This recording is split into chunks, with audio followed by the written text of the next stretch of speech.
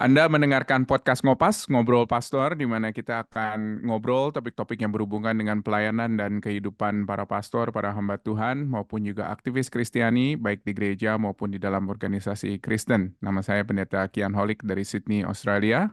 Selamat datang di Ngopas. Kenapa gereja tidak menginjili? Biasanya kalau urusan penginjilan itu urusannya departemen misi atau urusannya pendanaan orang-orang yang mau pergi ke tempat-tempat yang jauh atau yang kita sebut sebagai misionaris atau lembaga misi. Tetapi kenapa gereja sendiri tidak melakukan tugas yang mulia ini ya? Itu yang menjadi pertanyaan kita pada hari ini dan apa saja kendalanya. Jadi kita akan melihat 4 alasan kenapa gereja tidak menginjili. Dua akan dipresentasikan oleh teman setia ngobrol saya, Pendeta Michael Wu dari GKBJ Depok, yang nanti kita akan sapa, dan saya akan menghadirkan juga 2 alasan yang lainnya lagi, dan kita akan berinteraksi. Siap ya? Nah, kita sapa dulu Pendeta Michael yang udah siap itu, udah ketawa-ketawa, dan dia sudah pakai make up ternyata. Wow, Apa kabar, bro? puji Tuhan baik Pak Kian. Puji Tuhan. Gimana kabarnya Depok? Depok di bulan Ramadan ini ya baik-baik saja. Ya, semua Syukurlah. tetap indah, sore-sore banyak Uh-huh. makanan, takjil-takjil, semakin indah lah. Takjil-takjil ya. Iya, Berarti banyak godaan juga itu. Godaan untuk waduh. gemuk. Tapi saya bersyukur sih, jadi gampang nyari snack atau apa gitu. Begitu ya. Iya, Tinggal ngesot gitu istilahnya. iya bener. Oke, oke. Apa yang menarik nih dari pelayanan Pak Michael selama 1 bulan terakhir?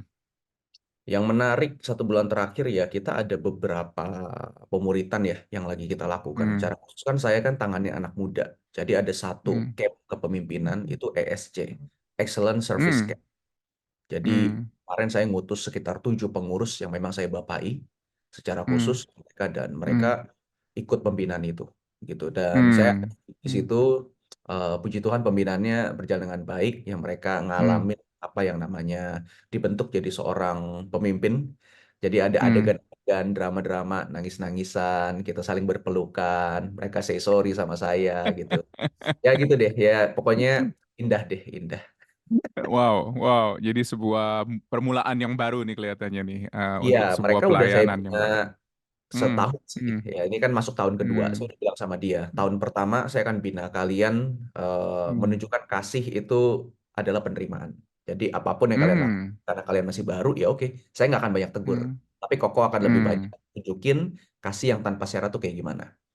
Tapi di Wow, tahun wow. kedua ini saya bilang Injil itu bukan cuma bicara soal kasih yang tanpa syarat, tapi juga kasih yang mendidik, Hmm, yang mengajar, hmm, menghadirkan respon hmm, akhirnya kasih Allah itu. hmm, Nah, di tahun kedua ini saya bilang saya akan lebih bentuk kalian lebih disiplin dengan pembinaan-pembinaan, jadi kalian taat hmm. aja. Ikut. Nah, ini salah satu Ya, buktinya. ya, ya, ya, ya, ya. Wow, dan ini nggak mudah ya, karena sekali lagi Iya, ya, maksudnya kita memberitahukan orang atau mendorong orang untuk mengasihi itu bukan hal yang gampang, karena di satu iya. pihak kita juga harus menjadi contoh apa bentuk Mhm. kasih itu, begitu loh. Yes, ya, itu dia. Tetapi di pihak yang lain juga mereka kita kepingin untuk mengasihi dengan segenap hati, segenap jiwa, dengan segenap akal budi, Heeh. tetapi juga mempraktekkan gitu bentuk Yap, kasih itu kepada sesama manusia. betul, itu dia. Itu dia ya, itu dia. Suka duka pelayanan. Terima kasih banyak buat sharingnya. Nah, kita akan Sama-sama, langsung Pak masuk ke Kian. dalam topiknya. Yap. Kenapa gereja tidak menginjili? Wah, ini topik pertanyaan 1 juta dolar atau 1 miliar dolar kali mungkin kelihatannya sekarang. Kalau 1 juta dolar udah nggak ada harganya, mungkin terlalu murah. 1 miliar dolar. Iya. Karena aneh saja gitu loh, maksudnya Hmm. gereja ini punya tugas mulia yang diberikan oleh Yesus untuk memuridkan dan membawa Injil sampai ke ujung dunia. Tetapi kenapa gereja sendiri tidak melakukan dan bahkan gereja berpikir bagaimana kalau misalnya gereja itu hanya melakukan apa namanya outsourcing begitu Hmm. istilahnya kepada lembaga lain, kepada orang lain untuk melakukan penginjilan. Iya. Jadi ketika sebuah gereja atau satu denominasi sudah melakukan penginjilan, dipikir sudah selesai begitu loh, atau Hmm. sudah membiayai penginjilan itu udah selesai tugasnya. Iya. Tetapi tentunya gereja dipanggil untuk menginjili. Tapi kenapa banyak gereja tidak menginjili? Dua alasan pertama. Tolong dong bagi ke kita dong alasannya apa menurut Anda, Pak Iya, Michael? baik. Alasan ini akan saya kasih berdasarkan em, hal yang benar-benar saya lihat di gereja lokal saya. Hmm, Gereja hmm, lokal saya hmm, ini saya udah pelayanan di sini 8 tahun di GKBJ hmm, Depok. Plus hmm, saya ini memang asli anak dari GKBJ Depok. Jadi saya sekolah hmm, minggu di sini, terus juga hmm, saya masuk sekolah hamba Tuhan, lalu saya juga yep, dipendetain di sini juga. Jadi memang saya hmm, cukup banyak tahu pergerakan gereja asal saya, ya. hmm, Eh, Mungkin hmm, spoiler dulu bahwa apa yang saya bilang ini sifatnya bukan general. Nggak semua GKB hmm, seperti itu, yang pertama. Lalu hmm, kedua, tidak hmm. semua Chinese Church itu seperti itu juga. Ya, ini saya hanya Yep, sharing berdasarkan konteks memang gereja lokal GKBJ Depok aja yang betul, saya. Ya, betul, betul. tentu GKBJ Yep, Depok sekarang wajahnya sudah cukup berbeda masalah penginjilan. yep, Tapi kami pernah yep, melewati fase-fase di mana kami rasanya juga nggak terlalu fokus dan concern di dalam masalah penginjilan. hmm, Sama yang kayak Pak hmm, Ken hmm, ngomong tadi, kami cuma berpikir hmm, ya kami cukup kirim dana dan lain sebagainya itu cukup. Padahal kan hmm. kehadiran secara fisik juga itu kan juga dituntut oleh Yesus kan akan Yeah, yeah, yeah, akan hal itu yeah, buat gereja gitu. Jadi yeah, alasan yang yeah. pertama yang saya lihat memang kalau dari pengalaman saya, kenapa gereja itu akhirnya nggak menginjil gitu. Hmm, Alasan yang pertama adalah yang saya lihat di gereja kami itu dulu itu memang tidak ada yang namanya sebuah sistem yang memang mengatur hmm. untuk mengurusi itu secara khusus, Pak Kian. Oh, Jadi memang gereja oke. kita ini kan Chinese Church. Jadi Iya, iya. berdiri berdasarkan apa yang sudah diwariskan dari dulu. Sinode kita kayak gini, lalu ke lokal kayak gini. Apalagi kita kan dari pos PI juga kan awalnya. Tentu dari pos PI nggak ada tuh yang namanya sistem buat divisi misi. Boro-boro buat bentuk divisi misi contohnya. Toh buat Hmm, keuangan gereja lokal aja terkadang masih susah. iya, Ya iya, karena kan divisi iya, misi tetap iya. harus ada alokasi dana yang luar biasa loh Pak Kian. Bener gak sih? Betul, Nah betul, makanya betul. mungkin pada konteks awal yang saya lihat Hmm, wajar itu nggak dibuat karena masih pos dan hmm, baru awal. Tapi hmm, rasanya gereja juga mulai lupa nih gereja saya bahwa hmm, memang hmm. kehadiran untuk membuat sebuah sistem ya akan Iya, divisi iya. itu penting. Kenapa saya bilang penting? Hmm, Karena ketika kita tidak punya satu divisi untuk hmm, ngatur hmm, masalah misi dan lain sebagainya, kita itu akan hmm, lebih sulit ya untuk bergerak penginjilan. hmm, Kita hanya hmm. akan dapat info-info kayak surat kaleng dari manapun, dari WhatsApp tentu. Oh ini gereja Iya, daerah ini lagi butuh nih kan ada bencana dan lain sebagainya. Gereja ini lagi iya. butuh ini. Oh ya sudah kita akhirnya langsung cepat-cepat bikin kita kirim apa yang kita bisa kirim. Tapi kan kita nggak Hmm, mengkondisikan gereja kita untuk memang sengaja mengutus, hmm, mengatur, lalu mengalokasikan dana untuk hal itu. hmm, Nah, hmm, GKBJ Depok hmm, ini nggak punya tuh departemen atau hmm, divisi untuk misi ini. hmm, Maka akhirnya saya hmm. lihat memang akhirnya jemaat pun jadi tahu nggak tahu tentang perannya Yep, sebagai umat Tuhan di dalam gereja untuk bermisi. Yang mereka tahu iya, mungkin rasanya adalah ketika saya ikut nyumbang, saya sudah bermisi. iya. Memang sudah, tapi kan nggak utuh, Ah, ya kan? iya, iya, Kita iya, pengen iya, tuntut lebih adalah kita pergi gitu loh. Kita iya, hadir iya. juga, bukan cuma uangnya, bukan cuma bantuannya. Nah, saya lihat Hmm, memang gereja saya ini nggak sengaja untuk mengatur akan hal itu. hmm, Ya hmm. saya bisa bilang banyak hal lah, mungkin kekurangan dana atau lain sebagainya gitu. Tapi Iya, minimal kalau kita berani untuk membentuk satu divisi misi ini, berarti kan kita udah mulai maju selangkah kan. Baby step-nya betul. kan udah kelihatan gitu. Iya, Kalau iya, kita udah pernah iya, langkah, kita selalu berpikir, aduh uangnya nggak ada gini gini gini.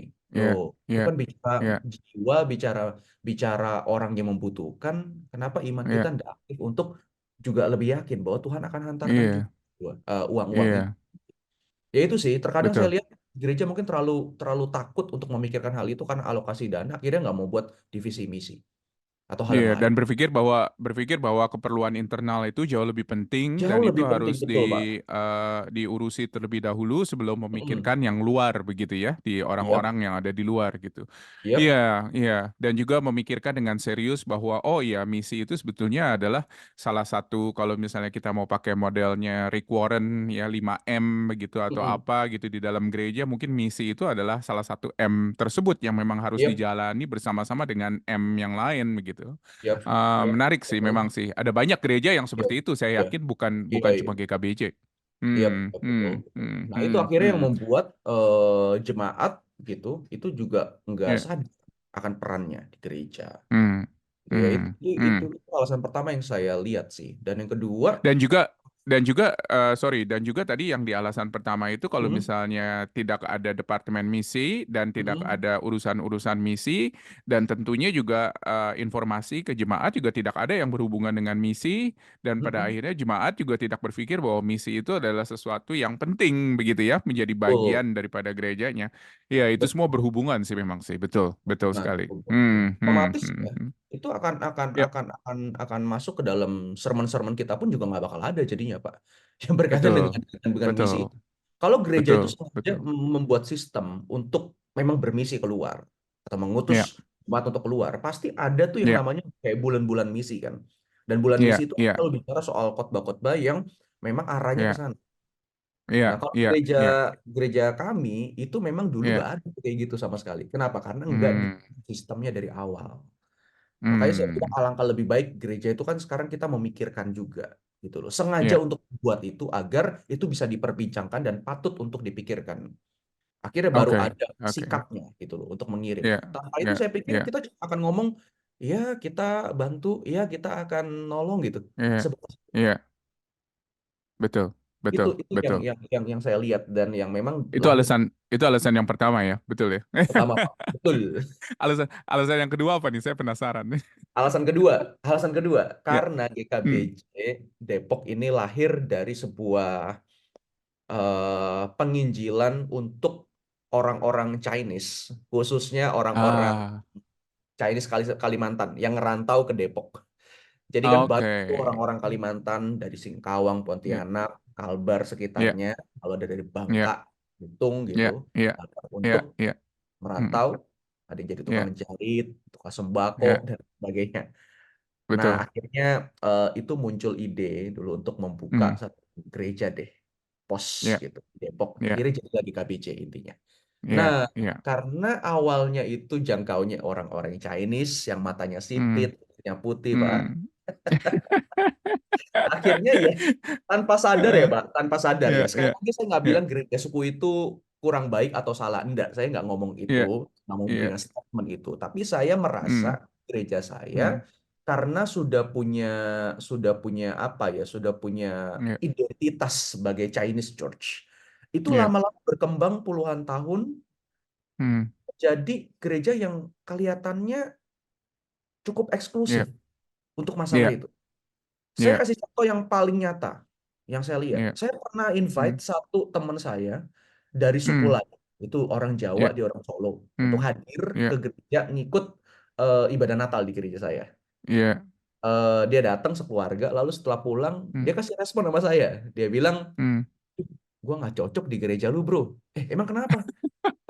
Soalnya gereja lu satu ya, kok hmm, isinya orang Cina semua. Terus kedua, pas gue masuk, kok ada dua bahasa ya? Ada ya, mana di ya, Indonesia gitu. Gue ya, kurang ya, mana kurang ngerti bro, gini-gini. Oke, oke, oke. Dari situ saya juga mulai berpikir gitu kan. ya, Terus juga ya, dia bilang ya, lagu-lagunya juga kok ada lagu-lagu Cinanya juga ya bro. Gue kurang ya, paham sih gitu. Sekalipun ada teks ya sih gitu. ya, Ya gitu. Dari situ saya betul, coba berefleksi Pak. Gereja hmm, suku tidak salah, tapi ya, apakah memang identitas itu akan mempengaruhi kita secara nggak langsung? Itu yang saya sering terus betul, kan. Akhirnya maka di betul, GKBJ Depok waktu itu kami berpikir dengan cukup dalam, saya bilang, dan kita mulai berani khotbah di mimbar bahwa GKBJ Depok itu bukan cuma orang Chinese dalamnya. hmm, Gereja yang berpusat kepada Injil itu harus terbuka, ya kan? ya, Injil itu harus bisa ya, dirasakan, dinikmati oleh banyak orang hmm, hmm, gitu. hmm, Sekalipun hmm, gereja kita hmm, memang notabene Chinese Church, tapi jangan sampai kita hmm, eksklusif hanya orang Chinese yang bisa masuk. Nah, hmm, ketika kita hmm, buka itu di dalam khotbah, di dalam pemahaman, hmm, dalam praktek hmm, juga. Nah, puji Tuhan, hmm, itu udah mulai banyak masuk nih.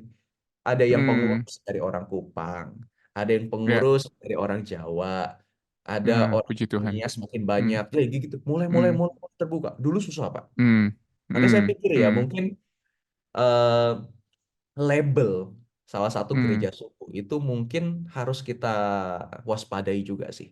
Apakah memang ya, betul, kita menjadi gereja yang tanda kutip sulit terbuka dengan yang lainnya? ya, Kalau andai kata ya, sulit terbuka, gimana kita bisa jangkau gitu? Iya, Itu masalahnya. Gimana kita mau betul, belajar menginjili? Akhirnya betul, penginjilan kita hanya sebatas ya suku itu aja. Padahal iya, mungkin di luar sana iya, tetangga sekeliling banyak orang yang juga betul. butuh Injil gitu. Betul, Nah betul. itu Pak yang Dan saya memang coba. itu pergumulan yang dialami oleh gereja suku ataupun juga Yes. kalau misalnya di dalam konteks saya itu gereja etnik gitu ya di sini ya. Etnik. Hal yang sama juga sebetulnya di dalam gereja etnik yang ada di luar negeri, yaitu Mm-mm. bagaimana kita bisa melakukan penginjilan secara holistik begitu loh. Jadinya Mm-mm. penginjilan ini bukan hanya kepada orang Indonesia tetapi kepada semua bangsa karena semua orang perlu mendengarkan Injil. Tetapi di lain pihak, kita bisa menjadi sebuah engine-nya begitu ya. Jadi Mm-mm. kalau misalnya saya bisa kasih tanggapan, syukur kalau misalnya di dalam konteks kami itu adalah kami itu bukannya gereja independen, bukan gereja Indonesia independen yang tidak ada hubungannya dengan gereja Australia. Jadi Mm-mm. kami ada di dalam tubuh gereja Australia, yang mana ada bahasa lain, yang pasti ada bahasa Inggris, tapi juga puji Tuhan ada bahasa Cantonese, ada bahasa Mandarin, ada bahasa Korea. Jadi kalau misalnya kita istilahnya punya teman yang memang tidak berbahasa Indonesia, kita bisa mencoba untuk membawa mereka ke dalam kebaktian-kebaktian yang ada begitu loh, yang masih ada di dalam satu kompleks gereja kita. Mm-mm. Dan itu memang dimungkinkan. Tetapi saya mengerti lah, dan ini bukan permasalahan di Indonesia di antara gereja Chinese saja ya, tetapi juga di gereja Batak, gereja orang Nias, gereja dan lain sebagainya, orang Jawa dan lain sebagainya begitu loh. Mm-mm. Dan itu adalah pertanyaan yang harus di-unpack oleh kita sebutnya second generation, Ya, yaitu betul.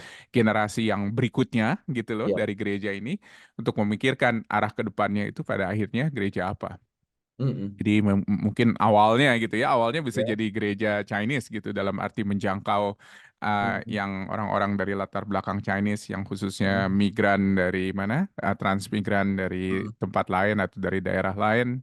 Tapi ke depannya akan menjadi seperti apa begitu kan gereja itu. Tapi itu itu bukan hanya topik penginjilan, tetapi itu Waduh, topik yang eklesiologinya juga harus betul, harus kuat di situ mengenai betul, konsep betul, gereja betul, itu apa artinya. betul. Nah, makanya Wah, yang terima saya kasih notice, banyak nih. ya, yang saya notice Ah, terakhir, yang saya notice cuma ya, satu. Maksudku, misalkan gereja ini memang ya, asalnya kayak gereja suku atau apa, ya kita tetap ya, memegang itu, melestarikan itu, karena kita harus ya, menghargai sejarah yang telah dibentuk. betul, Tapi kita tetap harus betul, buka ruang juga, Pak. Ada ruang khusus, betul, bisa kita juga menjangkau mereka yang di luar itu, dan kita bisa betul, memastikan dengan tolak ukur yang jelas bahwa mereka juga nyaman ya, ketika ke gereja kita. Nah itu sih. ya, ya, ya, Jadi ada betul, peran-peran betul. dari dalam keluar untuk dipikirkan juga dan akhirnya direalisasikan.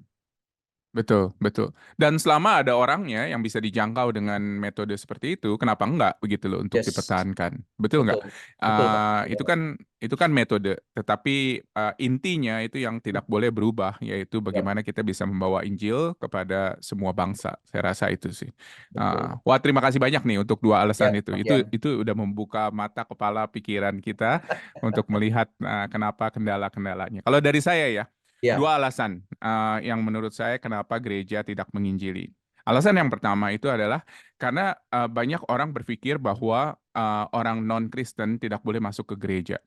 Hmm. Jadi dipikir bahwa gereja itu adalah semacam klub begitu loh. Mhm. Semacam klub yang isinya kegiatan-kegiatan. Sekali lagi, ini salah kaprah ya. Eklesiologinya sekali lagi yang harus diperbaiki gitu. Bahwa gereja itu memang untuk menjadi anggotanya tentunya harus ada sebuah aturan yang jelas, aturan yang baku, aturan yang memang alkitabiah. Tetapi sekali lagi gereja itu bukan klub begitu. Jadi Ya. ibadah itu bukan klub. Jadi ibadah itu harusnya dibikin terbuka memang buat setiap orang untuk bisa datang.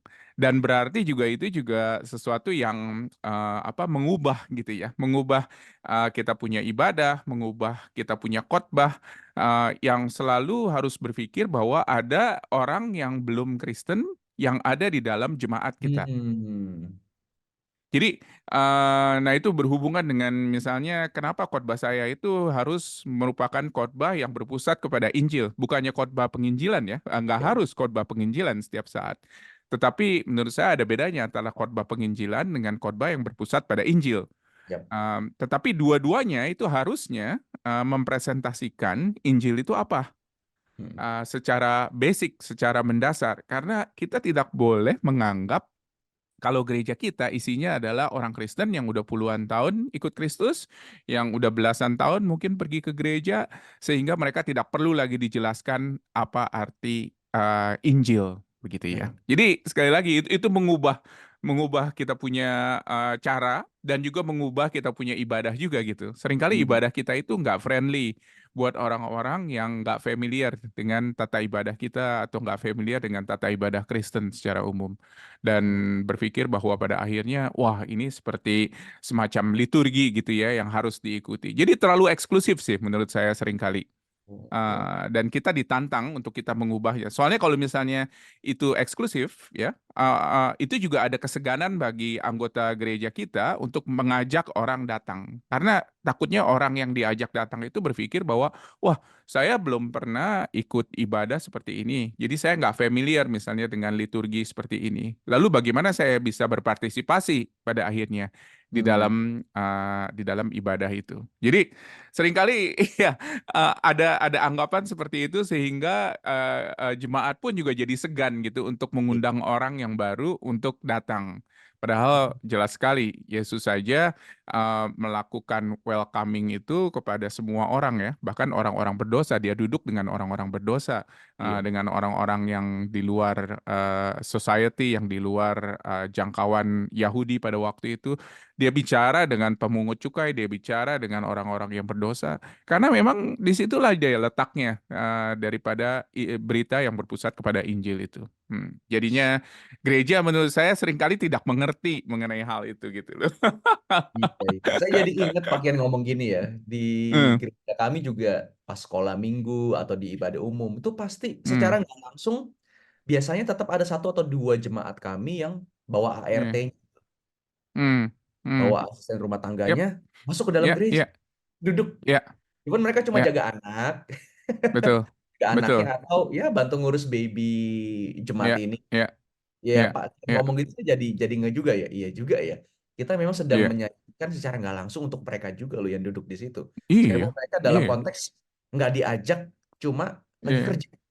Tapi kan pasti mereka Iya. benar mengikuti. Betul, betul, betul. Dan juga mungkin Wow. bukan bukan hanya ngurusin anak, tapi mungkin mengurusi orang yang udah tua atau yang Ah, udah benar, benar, lansia benar. begitu ya. Betul. Jompo-jompo. Tapi memang betul, gereja kita itu seringkali terkesan eksklusif. Ya, Tata ya. ibadahnya, Hmm. lagu-lagunya, dan seringkali juga ya bahasa yang dipakai oleh pemimpin ibadah misalnya, Hmm. itu tuh bahasa yang eksklusif. Ya. Jadi dalam arti penuh dengan kata-kata yang sudah memang biasa diucapkan di antara orang-orang Kristen, Ya. tetapi tidak biasa didengar oleh orang-orang yang belum Kristen atau Iya. mungkin bahkan yang jarang ke gereja gitu loh. Hmm. Apa ini? Apa ini misalnya contohnya sakramen begitu ya. Kita akan mengadakan sakramen misalnya perjamuan kudus gitu.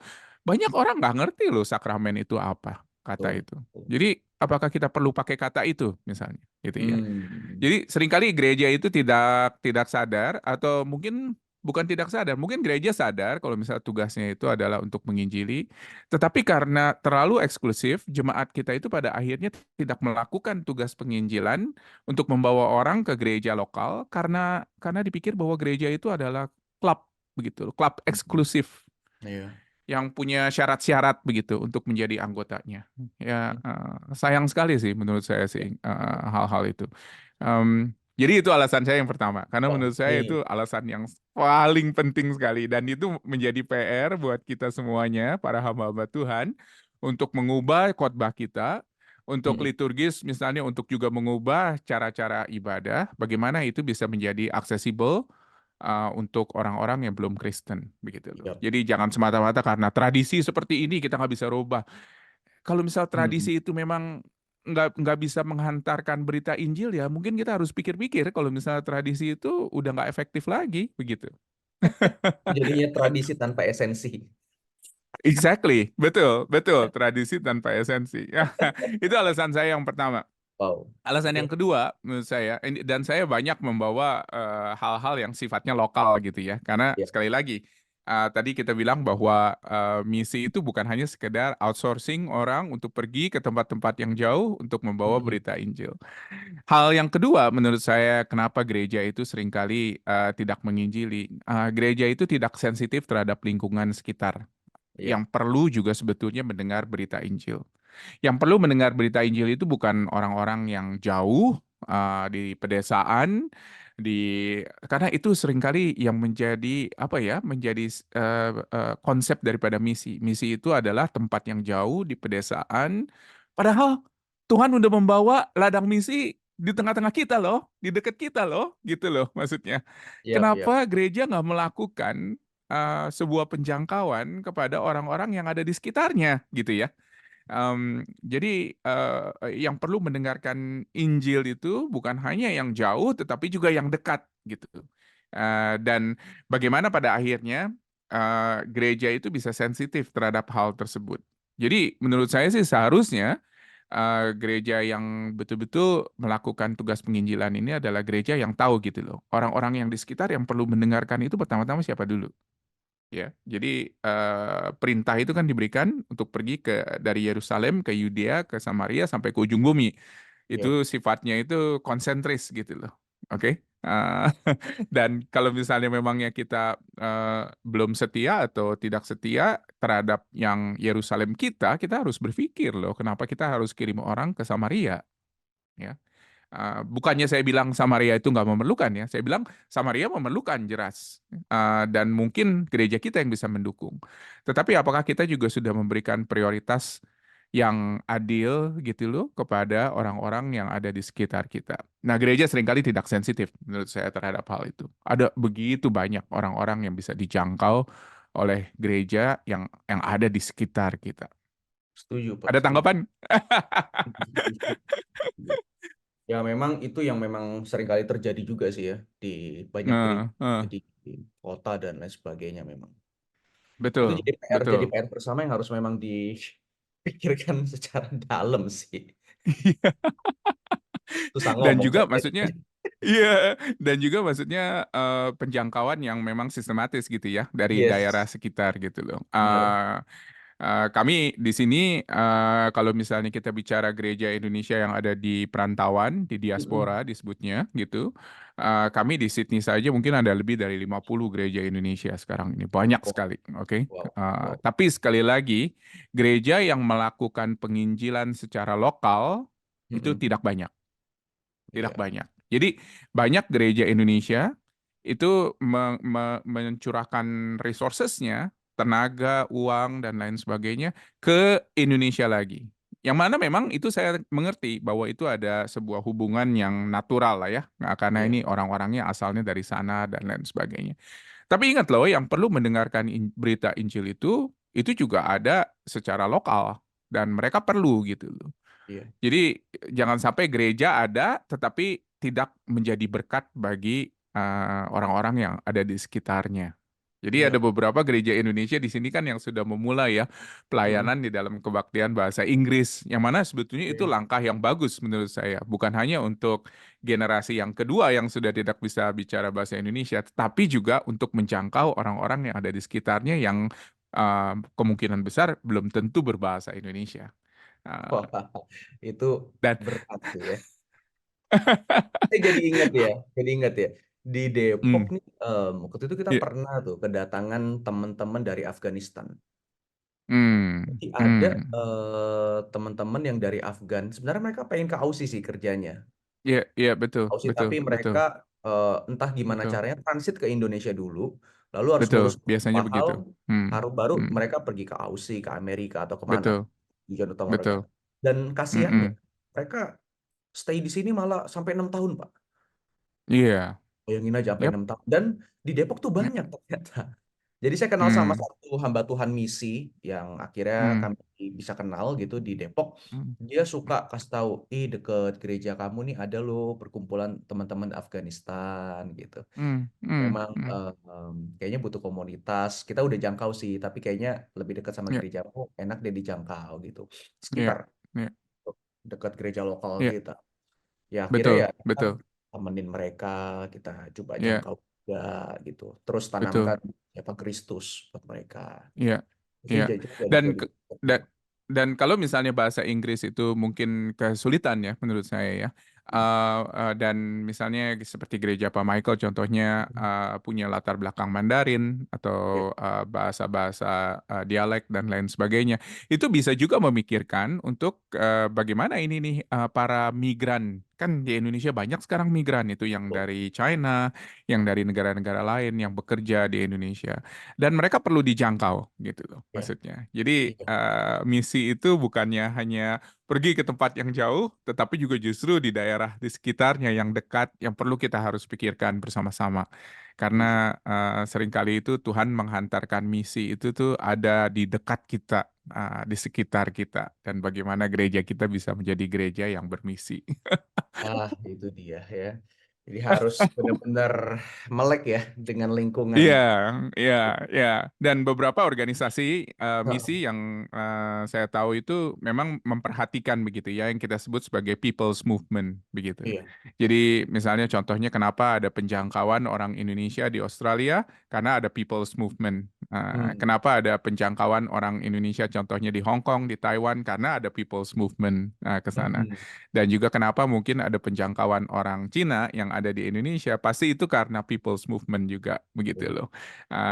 Dan saya harapkan misalnya gereja-gereja berlatar belakang Mandarin di Indonesia bisa memikirkan hal itu, bukan Iya. menjadi klub eksklusif untuk berbahasa Mandarin, tetapi Betul. bagaimana bisa menggunakan bahasa Mandarin untuk menjangkau banyak orang yang berbahasa Mandarin yang mungkin ada dan mungkin juga belum kenal Tuhan Yesus sebagai Tuhan dan Juru Selamat. Wah, itu butuh Baik, soal. wow.